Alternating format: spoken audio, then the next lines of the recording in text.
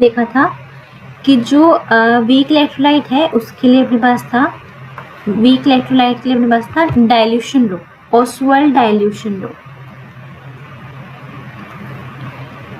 For weak electrolyte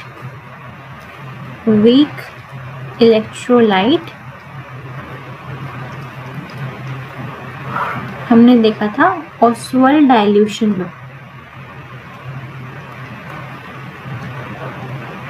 Oswald dilution लो।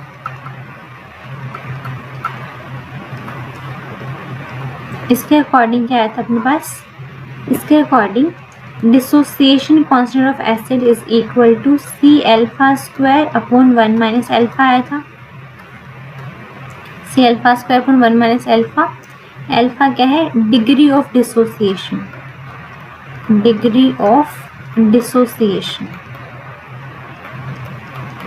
और एक और चीज हमने देखी थी, अगर हमारे पास अल्फा की value, if alpha is less than 10⁻⁻², ignore, उसको इग्नोर कर दो, ठीक है, डायरेक्टली इग्नोर कर दो। ये वाला पार्ट है ना यहाँ पे, इसको डायरेक्टली इग्नोर कर देना अगर लेस देन 10⁻⁻² हो तो। इतना क्लियर है, ये तो हमने देखा था। उसके बाद मतलब क्या होगा यहाँ पे, देयरफॉर इग्नोर करने के बाद क्या होगा, dissociation constant is equal to C alpha square. फिर एक और चीज यहाँ पे आते हैं क्वेश्चन कि पी के कैसे निकालोगे, क्या होगा, माइनस लॉग ऑफ के, ठीक है, ऐसे निकालते हैं। तो के निकालेंगे पहले, माइनस लॉग करके निकल जाएगा मेरे पास पी के। इतना सही है, ओके। फिर यहाँ से हमने एक चीज और देखी थी, एक चीज ये थी, हमने एक ग्राफ बनाया था। अच्छा, उससे पहले एक और चीज है कि जो अल्फा होता है is equal to molar conductivity divide by limiting molar conductivity, ठीक है, ऐसे हम लिखते हैं, ये होता है फॉर्मूला। उसके बाद हमने यहाँ से डिराइव करा था 1 by this is equal to 1/0 plus C M upon K A into note square. याद नहीं होगा तो भी चलेगा, आपको डिराइव करना आता है, वैसे तो आएगा नहीं, क्वेश्चन कभी आता नहीं है इस पे, बट स्टिल हम ना इसको देख सकते हैं। ग्राफ इस तरह से बनता है, कंसंट्रेशन इनटू दिस, ठीक है। तो कैसे ग्राफ बनेगा, स्ट्रेट लाइन ग्राफ बनेगा। वैल्यूज हम लिख सकते हैं, इंटरसेप्ट कितनी होगी, इंटरसेप्ट जो है वो 1 बाय दिस, स्लोप कितनी है 1 बाय के ए इंटू गामा नोट का स्क्वायर, ठीक है। इतना था, इतना इसके लिए काफी, हमने ये देखा था। उसके बाद हम बात करते हैं किसकी, डिबाय-हक्केल ऑन-सैगर थ्योरी। डिबाय-हक्केल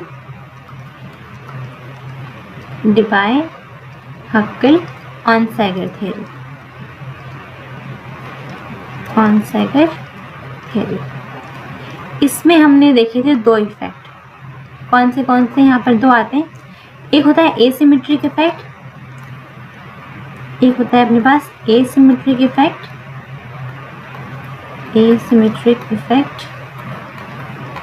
और फिर एक होता है अपने पास इलेक्ट्रोफोरेटिक इफेक्ट,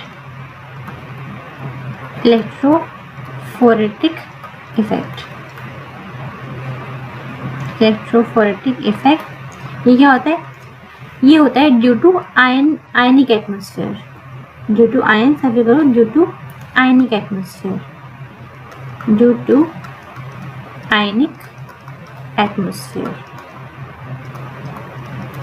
ठीक है। ऐसे ही जो अपने पास ये क्या होता है, ये होता है अपने पास उसकी वजह से, इलेक्ट्रोफोरेटिक इफेक्ट होता है अपने पास हाइड्रेटेड रेडियस की वजह से। हमें बोलो due to hydrated sphere, due to hydrated sphere, due to hydrated sphere, ठीक है। फिर हमने एक इक्वेशन लिखी थी यहाँ पर, कौन सी इक्वेशन, ये थी कि जो अपने पास ये होता है molar conductance is equal to molar conductance at infinite dilution minus A this plus B साथ में रूट सी, ये इक्वेशन है। ठीक है, यहाँ पे ना देखो एक चीज़ समझो ध्यान से, यहाँ पे ना ए क्या है बी क्या है, इस मतलब से फर्क नहीं पड़ता ए से रिप्रेजेंट कर रहे हो या फिर बी से रिप्रेजेंट कर रहे हो, उससे फर्क नहीं पड़ता। फर्क किस चीज़ से पड़ता है, ये रिप्रेजेंट क्या कर रहा है। जो ए है यहाँ पे रिप्रेजेंट कर रहा है, ये बेसिकली डिक्रीज है, किसकी वजह से, decrease due to asymmetric effect, due to asymmetric effect.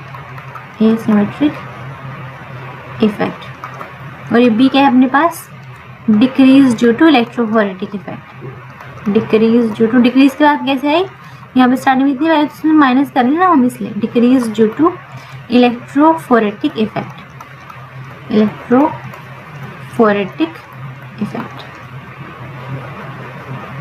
Decrease due to electrophoretic effect. ठीक है, इतना क्लियर रहेगा।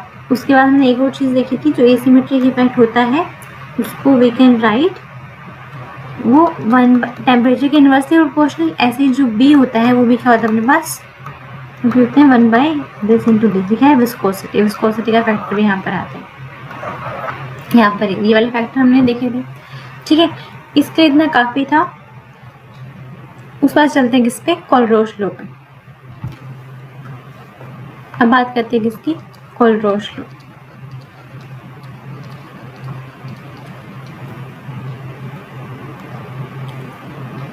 कोलरोश लॉ यहाँ पर,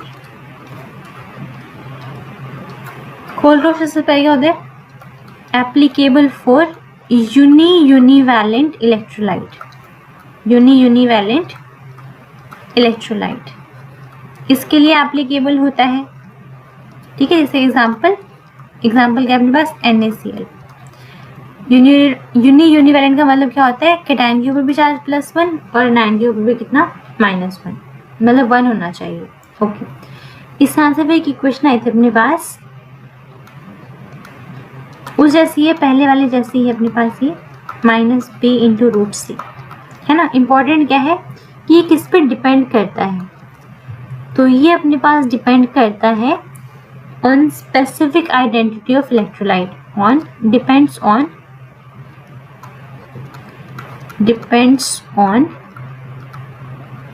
specific identity of electrolyte,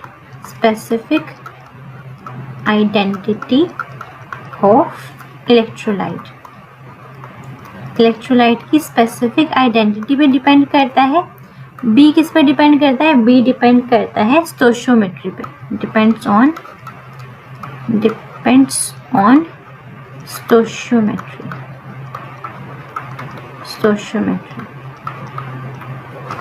ठीक है, इतना हमने देखा था। उसके बाद इतना तो यहाँ पे काफ़ी रहेगा, इतना कोलरोश लॉ के लिए। हम कैसे निकालते हैं आपको ऑलरेडी पता है।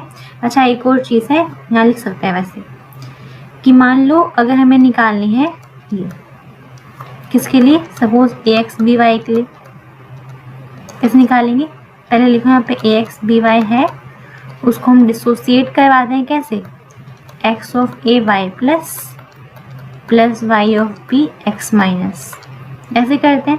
क्या लिखेंगे इसको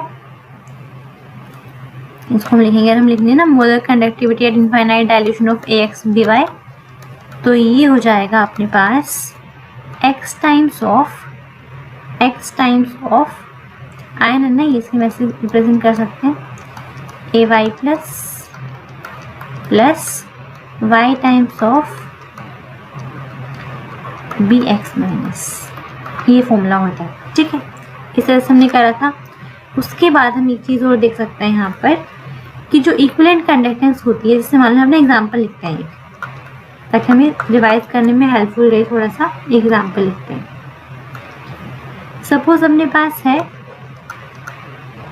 हमें गिवन है Fe2SO4 3 किसके इक्वल है, x1 के इक्वल। ठीक है, अगर हम बात करें किसकी, H2SO4 की, तो ये किसके इक्वल है, x2 के इक्वल। और हमने मान लिया HCl का भी हमें दिया हुआ है, किसके इक्वल है वो इक्वल है x3 के इक्वल। आपको निकालनी है क्या, FeCl3 के लिए। FeCl3 के लिए क्या होगी वो जाएगा मेरे पास 3x3। आपको पता ही कैसा है ना, सिर्फ रिवाइज करना एक बार ज़रूरी है।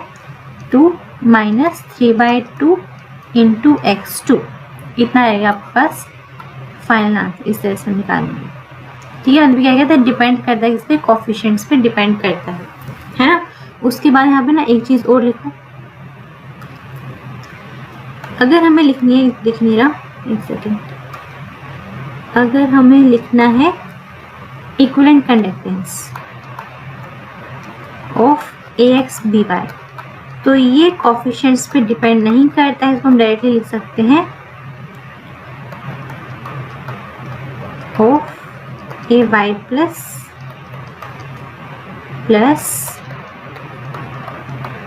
AX minus, sorry BX minus, निकल जाइए, AY प्लस BX माइनस। हाँ, ये कोफिशिएंट्स पे डिपेंड नहीं करता है, ठीक है। हम इस तरह से करते हैं, ये हमने देखा था। चलो इतना तो हो गया। उसके बाद बात करते हैं किसकी, ट्रांसपोर्ट नंबर की, है ना। तो कुछ फॉर्मूले थे ट्रांसपोर्ट नंबर के, उसको एक साथ लिखते सारे। ट्रांसपोर्ट नंबर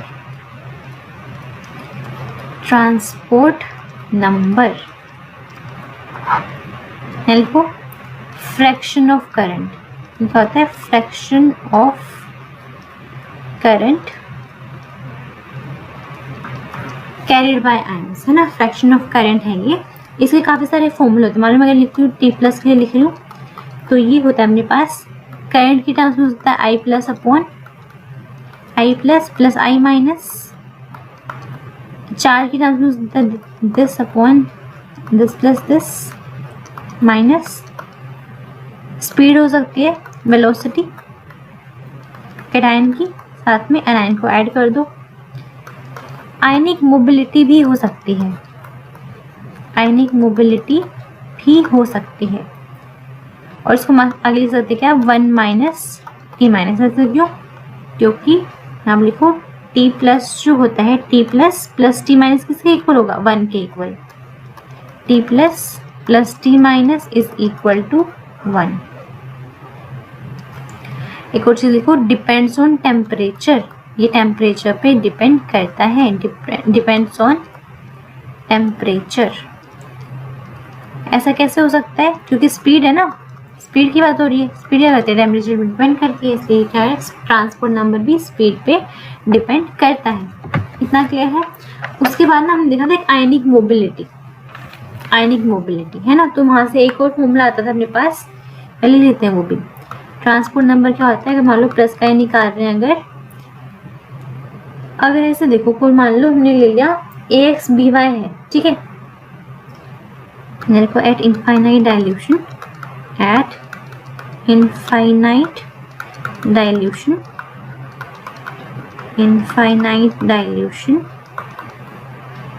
AX/BY है, सपोज AX/BY क्या हो रहा है यहाँ पे, इसमें हमारे पास आ रहे हैं, डायरेक्टली डिसोसिएट कर रही हो रहा है, XAY plus YBX minus.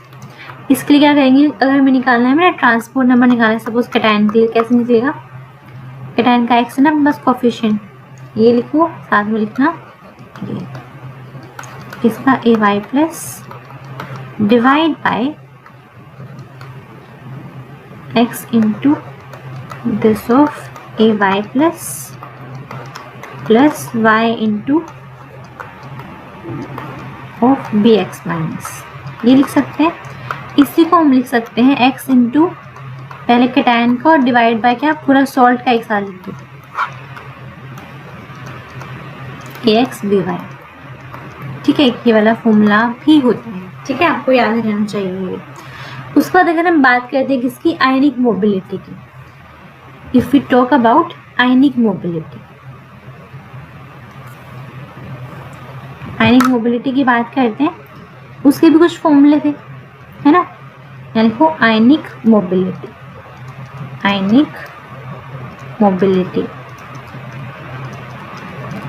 Represent करते हैं न्यू से, ऐसे इससे न्यू से, जो भी बोलो इसको, इसे रिप्रेजेंट करते हैं, ठीक है।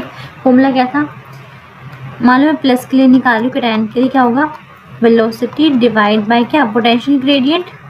लिख दो पूरा कंप्लीट लिख दो, पोटेंशियल ग्रेडियंट, पोटेंशियल ग्रेडियंट। इसी को हम लिख सकते हैं स्पीड बाय में delta phi by L. Delta phi क्या है, पोटेंशियल डिफरेंस, ठीक है, पोटेंशियल डिफरेंस। स्पीड मान लो किसमें दे रखे, सेंटीमीटर पर सेकेंड, सपोज सेंटीमीटर पर सेकेंड, ये इसमें होगा वोल्ट पर सेंटीमीटर, तो यूनिट का हो जाएगा अपने पास centimetre square per volt per second, और it can be metre square per volt per second. एक और फॉर्मूला देखा था हमने जो काफ़ी इंपॉर्टेंट है, जो दोनों यूज़ होते हैं ना, क्वेश्चंस में दोनों यूज़ होते हैं। फॉर्मूला ये था, अगर हम बात करते हैं इनफाइनाइट डायल्यूशन की ना, तो वहाँ पर एल को eight infinite dilution, eight infinite dilution जो आयनिक मोबिलिटी होती है, मान लो प्लस की हम निकाल रहे हैं, वो किसके इक्वल होगी, प्लस की बात हो रही है। इनफाइनाइट डायल्यूशन पे molar conductivity divide bye Z plus into F. F क्या है, Faraday charge on 1 mole of electron, charge on 1 mole of electron कितना यूज करते हैं, 96500 कूलम पर मोल, ठीक है। ये क्या है, चार्ज ऑन कैटायन, ये अपने पास क्या है, चार्ज ऑन कैटायन। इतना सही है, ये हम करते हैं। यूनिट कैसे करेंगे, साइमन सेंटीमीटर स्क्वायर पर मोल हो सकते हैं यहाँ पर, ये तो यूनिट लेस ही है, कूलम पर मोल। इसी को लिखा जा सकता है, ये तो पर मोल कैंसिल हो गया, क्या बचेगा, siemens centimetre square divide by में कूलम है, कूलम को हम लिख सकते हैं ampere into second, ampere into second क्या बनेगा ये, per volt centimetre square per second. एक चीज इंपॉर्टेंट थी, कौन सी, फॉर्मूला, क्या is equal to I T. Q क्या होता है, Q is equal to charge, Q is equal to I T. याद कैसे रखते हैं, क्वाइट से, क्वाइट से, है ना, ठीक है। इतना हमने देखा था, ओके। इसके बाद एक और था,